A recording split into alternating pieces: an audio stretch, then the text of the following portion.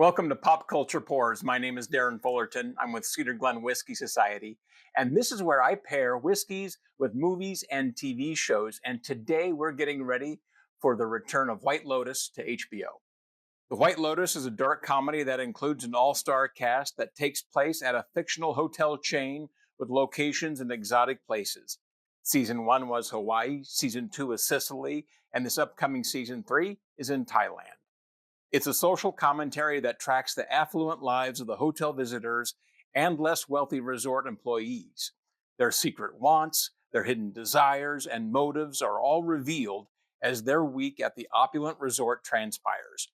It's a juxtaposition of dysfunctional relationships, class warfare, and bad decisions that evolve to catastrophic proportions, all set amongst the tranquility of paradise.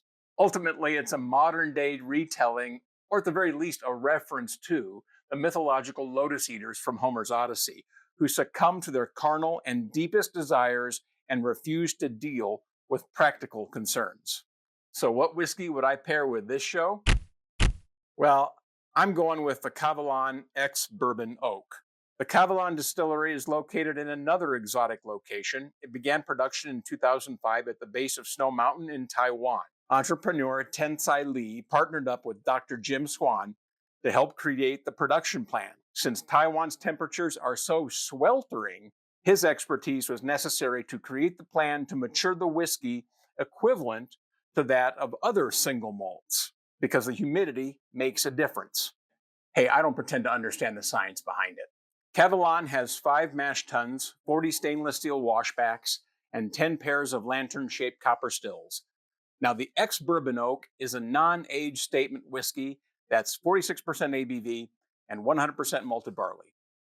The nose has exotic fruits, it's floral, it's spicy, homemade peach cobbler, raisins, pears, and then there's some chocolate with a spice funk to it too. So I know it's kind of hard to imagine, but think Milky Way candy bar that has cumin sprinkled on top of it.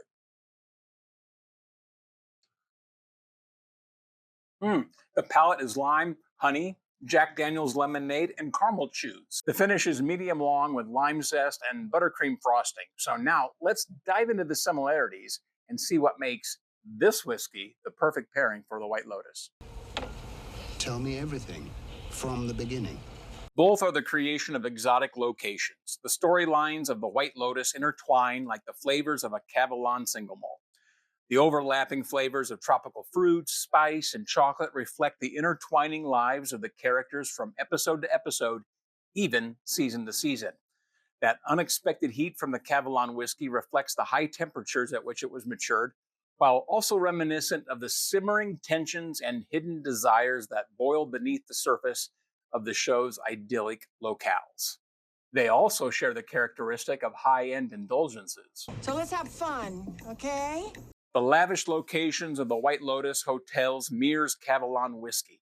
It's certainly a luxury whiskey, with the prices to reflect that. I can't be responsible for everything I say. I'm concussed. The ex-Bourbon Oak's MSRP is around $160, but if you really want to be bougie, go with the single cast Soloist series. It's even higher.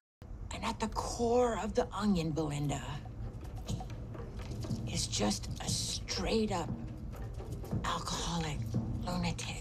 That's Pop Culture Pours and what I would recommend drinking while you're watching the White Lotus. Thanks for joining me on this comparison, and of course enjoy Kavalan whiskey and any other whiskey responsibly. Hey, if you have a whiskey suggestion that you'd like to see on Pop Culture Pours, leave a note in the comments, and of course, hit like and subscribe. Until the next Pop Culture Pours, cheers.